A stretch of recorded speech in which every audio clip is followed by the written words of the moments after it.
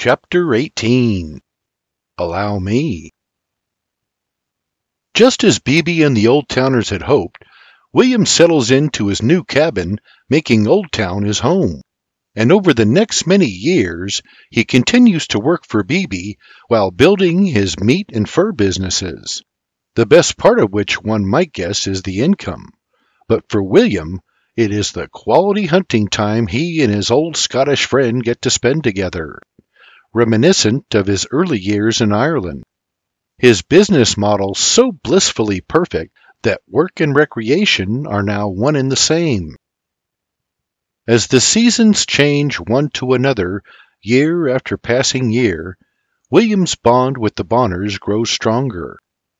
Filling the void left by the Bailey House tragedy, Beebe has become as much a father to William as was his own, and with her warm, motherly ways, his love and appreciation for Miss Berta is without limits. So while the tragic events of 1722 had taken his loved ones, God always has a plan. And in William's case, God has enriched his life with the Bonners. And while they are not blood, they are unquestionably family, with William being the son the Bonners never had. As for young Flora, she is coming into her own and fast becoming a beautiful, bright, capable, hard-working young woman. Along with her parents, she and William worked to make the Bonner farm a thriving success, while establishing themselves as pillars in the Old Town community. Mr. Davies had called Virginia the land of opportunity, and now William is carving a life for himself there. For him, Virginia is every bit the paradise he dreamt it would be, and he is thriving. In addition to providing meat and furs in exchange for money and goods, he occasionally earns income as a carpenter as well, much of which involves taking on various projects for new arrivals to Old Town, all of which keeps him busy while enabling him to build his coffers. Although he is not formally educated, William possesses a wealth of knowledge learned from the cadre of adults that surrounded him as a youth. While his mother taught him to read and write, it was his father who introduced him to the power of math and numbers, while his grandfather showed him the ways of the land. Another thing he picked up from Senior is his charming way with people, a skill that serves him to this day. With his charismatic personality and common-sense approach, he makes friends and/or customers of virtually everyone he meets, white man and Indian alike. As a result, he gains a reputation for being a man of his word, often doing business on nothing more than a handshake. For while a handful of Old Towners are wealthy, most are not. As such, William often barters for his services rather than insisting upon currency. This gives him an advantage over his competition, earning him solid long-term relationships across the valley. During this time, he continues to serve as an unofficial liaison to the Indian tribes that frequent the area, positioning himself as an invaluable asset to the Old Town community. Meanwhile, Abraham Hollingsworth has been flourishing as well. After waiting 4 years, in 1732 he finally receives a land grant for 582 acres from Alexander Ross and Morgan Bryan, and with it, he becomes one of the valley's most prominent citizens. Hunter Estate, Newton Square, Chester County, Pennsylvania Colony, April 1734. Captain Jonathan Jacob Hunter, who served under the first Duke of Marlborough as well as executor of Senior's estate, dies from natural causes in his sleep. He was 67. His house of entertainment was still flourishing at the time of his death. McCaney Family Farm, just outside of Old Town, Shenandoah Valley, Virginia Colony, 20 months later, late morning, Monday, December 19th, 1735. "That were the last one, Doc, all hung and ready to smoke," William says, exiting the smokehouse. Like a lad on Christmas morning, Doc asks, And what of the backstrap you promised me? Nicely packed in the snow inside the meat house, Doc. Flashing a charming grin, he asks, Would you prefer I take it in to the missus? Doc waves him off. 'Tis perfect where 'tis. Just then they hear wagons approaching. William asks, Expecting visitors? With the tilt of his head and squint of his right eye, Doc barks, Only you, lad, and you're already here. Even as Doc is finishing his statement, William is walking towards the front of the cabin. Doc joins him on the porch, and they watch as a wagon train pulls into the yard. William asks, Friends of yourn? Doc murmurs, I canna say, lad. Stepping off the front porch, William says, What say we find out who it is? They walk to the middle of the yard and watch as the wagons come to a halt. In the front of the first wagon is a finely dressed middle-aged man and a woman of similar age who is equally adorned. In the wagon bed are two young women surrounded by covered stacks of their belongings. One of them has a blanket wrapped around her lower torso, with another cloaking her shoulders and head. She is hunched over asleep, leaning against the other woman. With a Scottish inflection, the man in the front of the first wagon says, Top of the morn, gentlemen. Top of the morn to you. How can we be of service? Doc replies. Standing in his wagon hand over heart, the man says, Forgive me, gents. Allow me to introduce myself. Sir John Robert Bruce. And we have just arrived from Pennsylvania after an even longer journey from Scotland. And while we are pleased to have finally completed our journey, unfortunately, one of me daughters is in need of a physician. Doc's eyebrows raise. She injured her foot some days back and has since fallen ill. I met one of your neighbours a few miles back, a Mr. Cochrane. When I shared our dilemma, he directed us here. Might one of you be Doc McKaney? Doc raises a hand. Aye, you found me. Praise God! Might you be able to help her? Doc waves towards the cabin door. Aye, bring her inside and I'll have a look. Turning to his wife next to him, he says, Sarah, you and Margaret take Mary inside, and I'll tell the others and join you shortly. Sarah exchanges a quick glance out the corner of her eye with her daughters and sighs. Aye, dear. Thank you, love, her husband says, climbing from the wagon. Sarah climbs down from the wagon as well. Margaret, help me get your sister down. She is standing by the wagon ready to receive her ill daughter, but Margaret is struggling. Her sister Mary Elizabeth is weak and unable to get to her feet. Seeing them struggle, William whirls his bearskin coat off, tossing it to Doc. Then he hurries over to see if he can assist. His charming smile on full display, he says, If I may, allow me, ladies. The sisters stop struggling and with their mother turn and look at him. Standing before them is a tall, handsome stranger in a beaver-skinned cap, clad in buckskins with a pistol and hatchet under his belt and a long hunting knife strapped to his moccasin boot. His appearance is imposing and rugged, yet there is a softness in his eyes. With some hesitation, Sarah replies, Oh, thank you, young man. She has a gash on the bottom of her foot, so it's difficult for her to stand or walk. With a twinkle in his eyes and a comforting calm and confidence in his voice, he replies, No to worry, milady. I'll be gentle. Sarah nods her approval, then turns to her sick daughter. Exhausted and spent, Mary wearily hangs her head. From the front porch, Doc hollers, Need a hand? William gives him a quick glance and waves him off. Thanks, Doc, but I've got her. Then in a warm, comforting voice he says, You needn't worry, miss.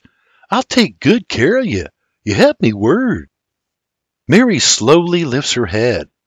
Pulling the blanket back, she reveals her curly golden locks, then turns to him, her porcelain skin and tender blue eyes stopping William in his tracks.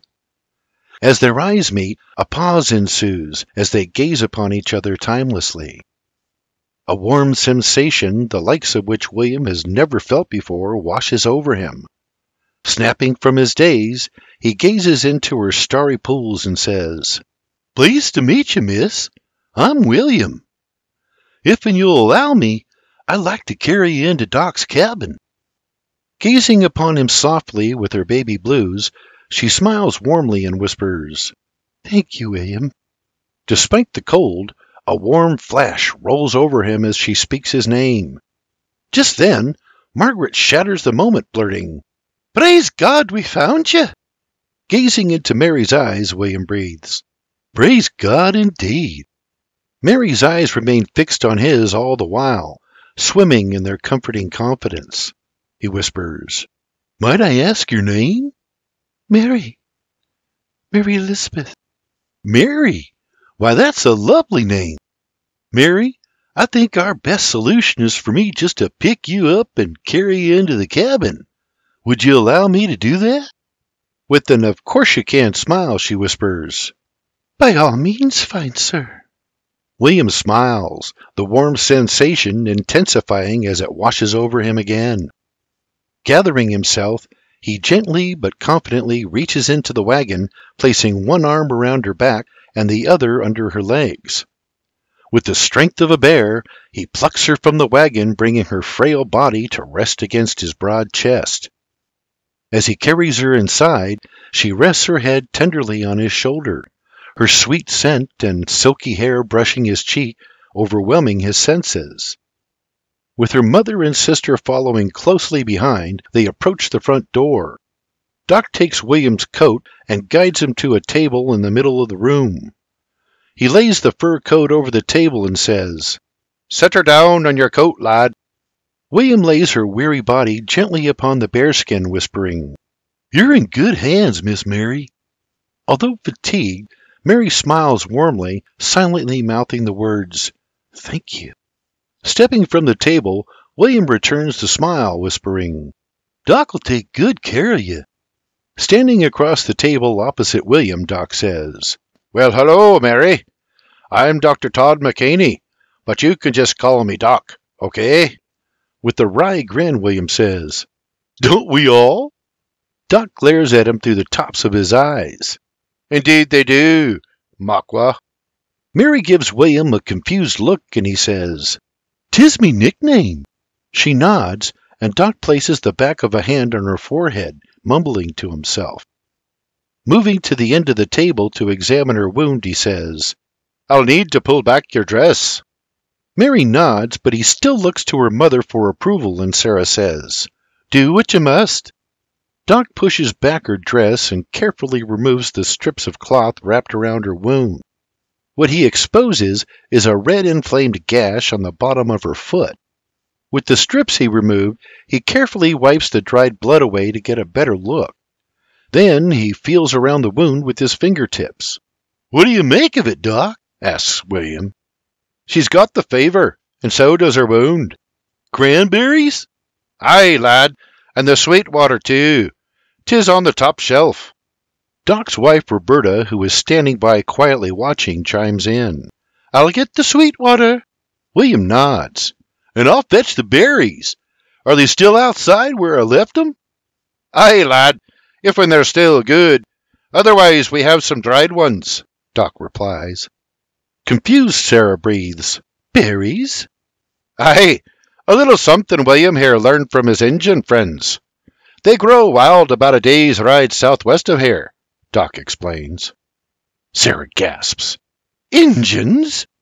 "Shawnee, if you really must know." Mary's father returns as William is retrieving the berries. They enter the cabin together, and William says, "The last of those berries still look good, Doc. Shall I make the paste?" "Aye, lad, if you'd be so kind." The cranberries had been given to William by one of his Shawnee brothers who recently passed through. Taking the berries, he crushes them into a paste to be placed on Mary's wound. Meanwhile, Doc's wife takes the sweet water and mixes it into a cup of tea before handing it to her husband. Doc holds the cup up for Mary to sip. "All right, Miss Mary. I need you to sit up for me and sip this tea. All of it, lass, all of it." Sir John asks, "What's the tea for?" Doc looks up, But before he can answer, William says, "The Shawnee and Piscataway have used Sweetwater for centuries." Hand to his chin, Sir John asks, "For what?" "To strengthen, cleanse, and purify the body. It will help your daughter heal faster." After mashing the berries into a paste, he hands them to Doc. Carefully, he applies the purple paste to Mary's wound. "And the berries?" Sir John asks. William, who is now holding Mary up to sip her tea, replies, "They will clean and heal the wound." Sir John's eyes grow wide. "Is that so?" "Aye, 'tis a little something I learned from me Shawnee brothers some years ago." Sir John's eyes widen and he huffs, "Really?" "Aye, and believe me, it works." Glaring curiously at the young Irishman, Sir John asks, "And all this you learned from savages?" Glaring back at the nobleman, William barks, "With all due respect, Sir John, they're no savages. They're me brothers." "Brothers?"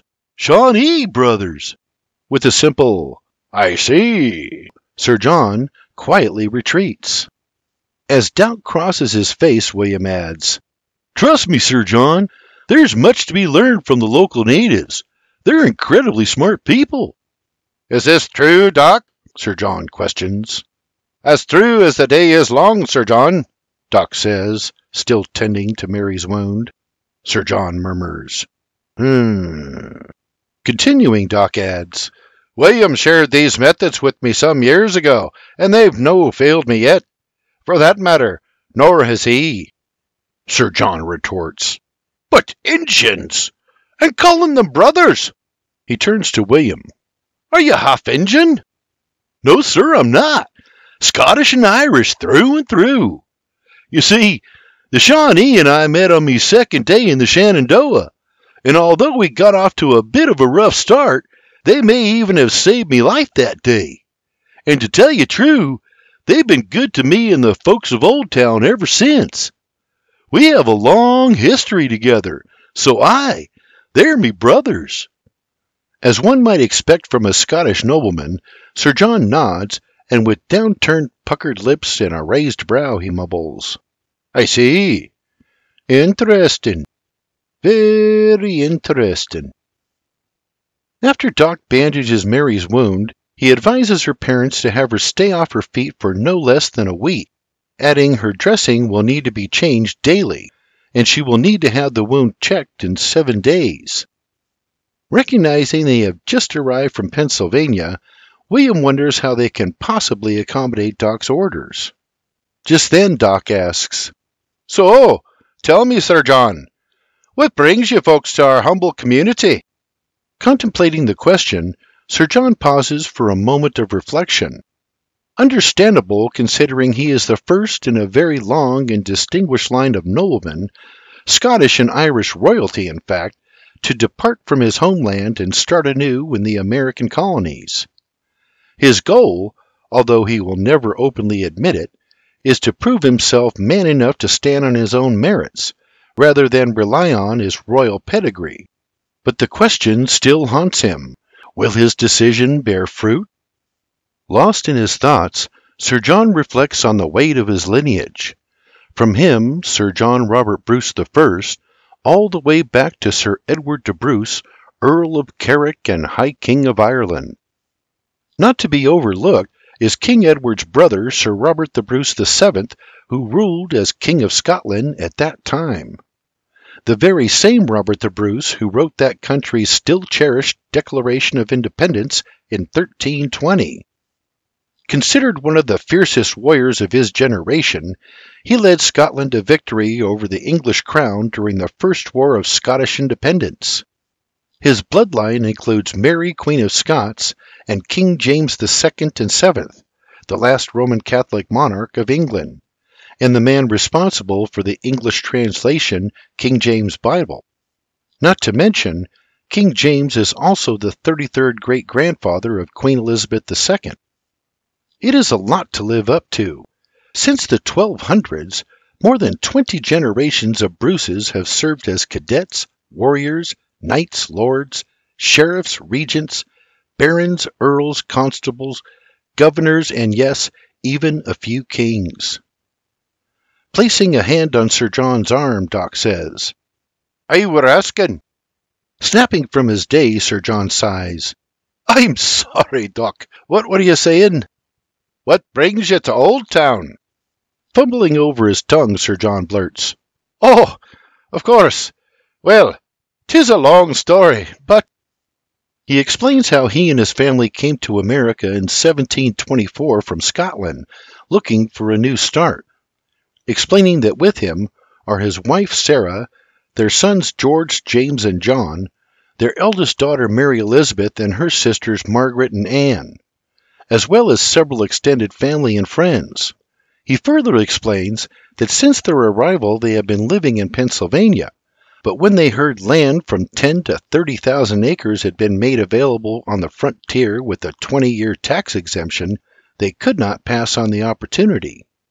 So, he and his family, along with his in-laws, Hugh and Anne Perrell, and their sons Edward, Joseph, John, and Christian, their son George's wife Anne Littler Bruce, daughter Margaret's husband Richard Carter, and his brothers Joseph and James Carter, joined their closest friends the Calverts from Armagh County, Ireland, along with George Hollingsworth, William McMahon, Lewis Neal, and his son-in-law, Baptist minister the Reverend John Gerard, and Jeremiah Smith, who would later become a frontier captain in the French and Indian War, all came to the Shenandoah in search of their dreams. All of them guided here by their wagon train leaders Joyce Height and his son John. Joyce Height first visited the Shenandoah Valley in 1732. Upon his arrival, he obtained a land grant from the Van Meters and established a residence a few miles south of Old Town on the Opicon, near the Great Valley Route. His goal is to bring as many families as he can from Pennsylvania to grow his community and become the first official settlement west of the Blue Ridge Mountains. "As for me," Sir John adds, "I've been granted a parcel of 300 acres from Turkey Run southward to a point 2 miles east of Old Town on Redbud Run." "What are your plans for it?" Doc inquires. With confident determination, Sir John replies, "I intend to operate both the saw and grist mill there." "Outstanding," William comments. "And what of the others?" Doc queries. "They all have grants along the Redbud as well. They intend on building carding and fulling mills." After hearing Sir John's story, William steps forward, offering his hand. "Well then, let me be the first to welcome you to the Shenandoah, Sir John." The nobleman shakes his hand. "Thank you, lad." Speaking openly, William breaches a subject that is eating at him. "If I may, where do you go from here? At least, until your cabins are built." Sir John sighs with a puzzled look. "I only ask because the problem I see is winter's already upon us, and the cold winds have already started to blow. In fact, we may even see some snow here today by the looks of things." Sir John's eyes become distant in thought, and he murmurs, Seeing he has no plan, William continues, "And forgive me for saying, but I believe your daughter should be somewhere more accommodating than a tent." Bringing a finger to his lips, Sir John replies, "Good point, young man. However, we dinna—" Cutting him off, William blurts, "I've a solution."